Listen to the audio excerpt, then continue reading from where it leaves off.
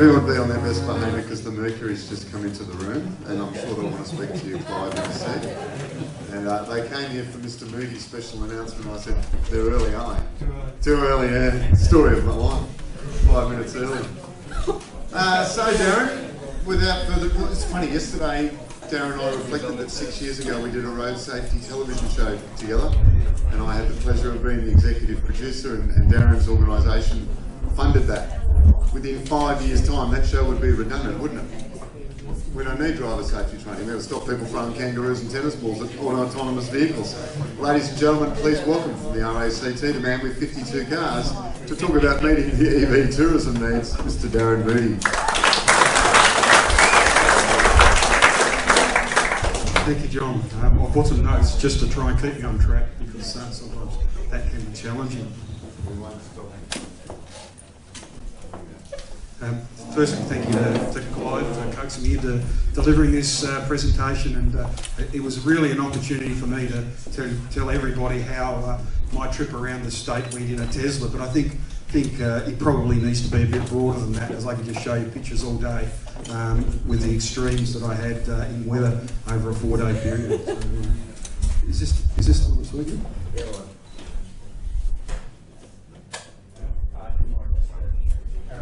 Okay, here's the arrow keys. Look, I just thought some of the things that I talk about today is why would Tasmania be good as an EV tourism destination? What might the economic benefits to the state be? What's the environmental impact or lack of environmental impact, let's say that. What was my experience? So that's my opportunity to tell a little bit about how I went on a tour around Tasmania. What current barriers might be and what the opportunities might be. So we'll push on with that. Oh, right. There we go. Going the right way. Look, why Tasmania? Clearly we're bounded by water. I know Australia's bounded by water as well. However, we're a little bit smaller than the mainland. Driving distances between destinations and major population centres in relative terms are short compared to some of the destinations that we've just heard from our previous speaker heading around Australia. Tasmania is full of renewable energy production, low greenhouse, or some would say zero greenhouse, and I'm sure it would be low greenhouse if you were to, I suppose, do the final sums, given we have Basslink and we do trade. Tasmania is a popular fly drive destination, and at this point we don't think that the tourism sector has tapped into the EV market. Maybe the vehicle availability isn't quite that mature yet to get too many full EVs into fleets. And we're connected by the Spirit of Tasmania, and a number of people in this room and through this conference came over and experienced the Spirit vessels. And I'll talk a little bit more about the Spirit vessels as I push on through here. What are the economic benefits for Tasmania? I really don't like to generalise all that much. However, people who buy EVs tend to be from a higher socio-economic background, and as a higher socio-economic background you have more, I suppose, disposable income. Whilst it's not necessarily a stated aim of the Tasmanian government to have a more, I suppose, a higher socio-economic visitor, it's certainly sort of discussed in the background. The ability to come to Tasmania and in an EV or fly in and use an EV often means if you go to a destination, and I know that our properties, from a Tesla perspective, and we're getting some 15 amps in as well, you're able to stay at the properties, charge your vehicles, explore the area while your vehicle's being charged, and it all comes as part of you staying at that property. So that money you're not spending on fuel, it gives you the ability to spend in that area. Destination charges, an electric highway are all parts of the ability to lure people away from the major cities. We've seen a massive increase in tourism in Tasmania, but so much of it's been focused around the Greater Hobart area, and quite rightly so. Mona has been certainly a catalyst for that over the years. And but we really need to get people out of the big city, out of Hobart, into the other regional cities, and also into the other regional and more remote areas. And the destination charges, and also the on highway, on road charges certainly are part of that overall strategy that we should be looking at. And full revenue from energy consumption stays within Tasmania. At the moment, we sell fuel, and everybody that's here from Tasmania would have heard me whinging and whining ad nauseum about the cost of fuel in Tasmania. And it's great to be talking about electricity and all the revenue from generation, TasNetworks for Paul and Aurora, the retailer. The whole lot stays within Tasmania, whereas petrol, only the transport cost and the local transport cost and the retailer margin stays within Tasmania. And if you're a major oil company or a supermarket, it goes out really quickly as well. Sorry, I had to get my beef in about fuel. So again, it's a regeneration of that spending within the state. So a significant economic value. Largely renewable energy. Thanks to Hydro Tasmania for the picture of the Gordon Dam there. It's a great place. If those interstate haven't been to Gordon Dam, it's very, very spectacular up there. And for those more adventurous, you can actually rappel off the side of it. Not for me. I'll say zero generation and tailpipe emissions. It's a CO2 guilt-free driving holiday that somebody can have. I'll say loosely there's a positive impact on grid efficiency, again taking into account Paul's comments yesterday around peak loads, when if you're able to offset the loads in the low demand periods, you can make the grid, I'll say, more efficient. That's probably not a technical term. I'm not an electrical engineer.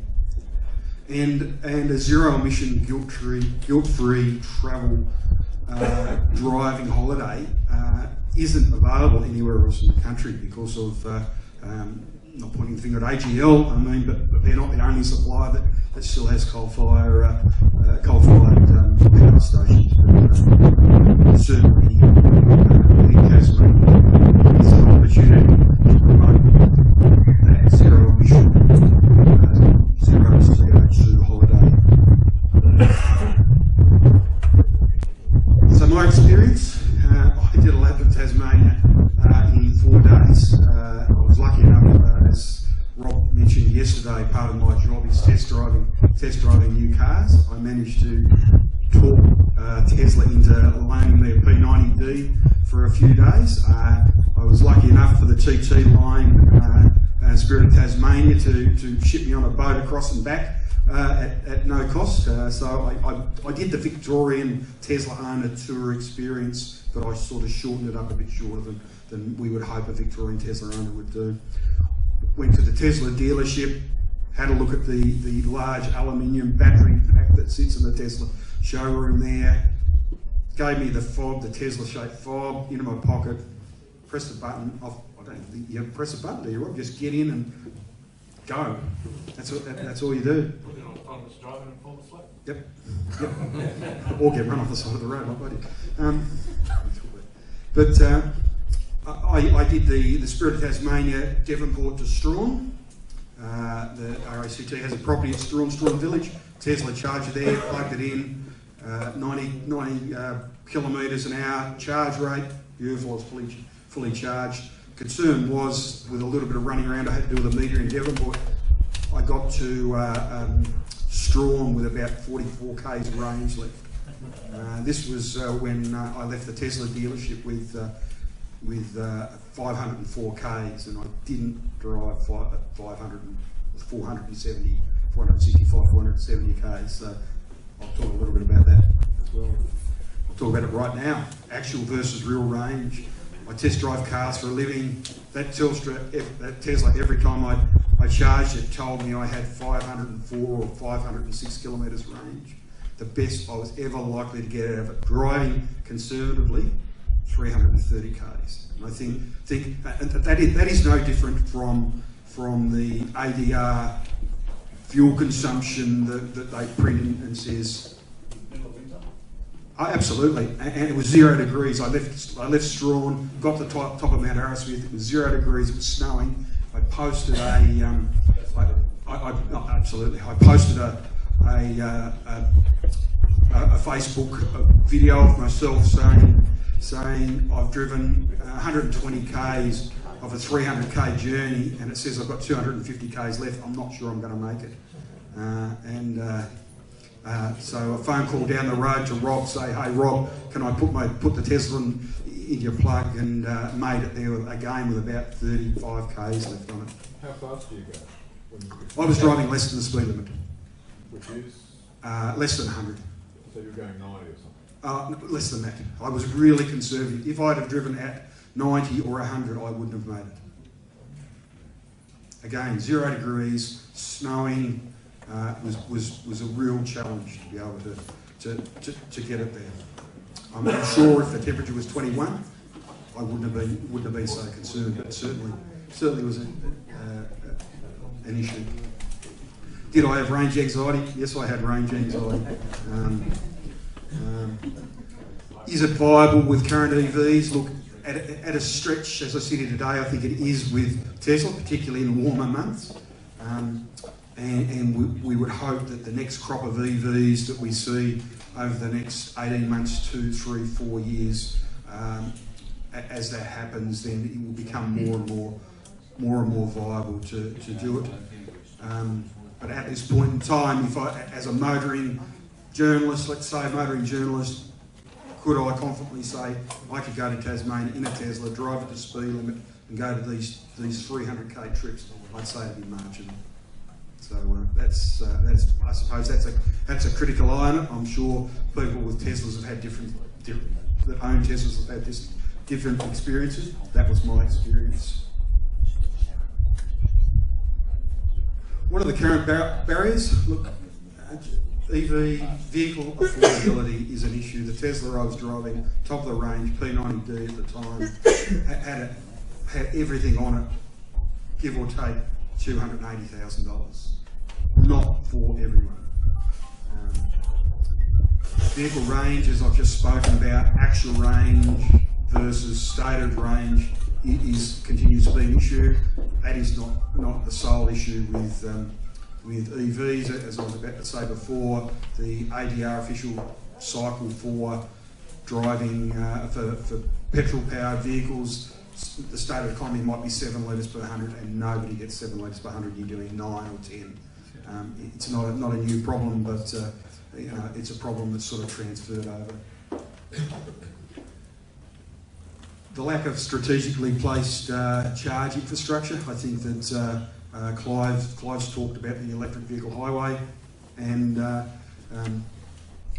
that is something that really needs to be a strategy, and it needs to be a combination between the destination and the highway. It can't be one or the other. Little or no promotion of EV tourism done by either the government or private. At our Hobart Apartment Hotel, we have with RACV, we do have one Nissan Leaf there that guests can hire out at a peppercorn rate for half an hour a day. It gets reasonable uptake and gives people an experience in an EV. And despite the government's statement yesterday, their policy on EVs, on charging infrastructure, that is very, very immature at this point. But we do certainly congratulate them for at least now talking about it and putting it on the map. And I'm on the last slide, and I had a minute ago. The ability to charge a vehicle on the Spirit of Tasmania. I think that would be or the Spirit of Tasmania's replacement. That we know you're saying no, Clive. I would have thought it might have been an opportunity for me. Marine regulations and power quality both make it very difficult to do. Okay. It's impossible to do. Yep. Okay. The technical aspects. Maybe when they replace the Spirits, they can get it right.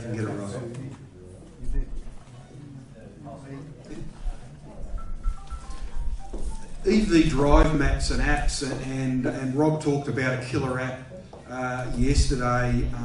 part of that killer app may be around, what's a drive route, and it's a TripAdvisor type thing that the people who've done that route in a certain car at a certain time of the year put in their experience and how they went with it, and then other people with those cars can say, well, okay, he's done it, I reckon, or she's done it, I reckon I can do it with that car. Again, looking at topography, looking at weather, time of year, and all that sort of stuff go in it. Drive apps and maps of realistic ranges per vehicle type, as I've just indicated. And rental car companies and tourism operators with interest in EVs, just getting. I think Hertz did a deal with Mitsubishi on PHEV, but it's when we get into the full EVs that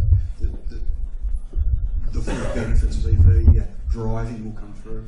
And promoting an on-island CO2-free touring, I think, is an opportunity that we should be looking at. And I think that's it for that.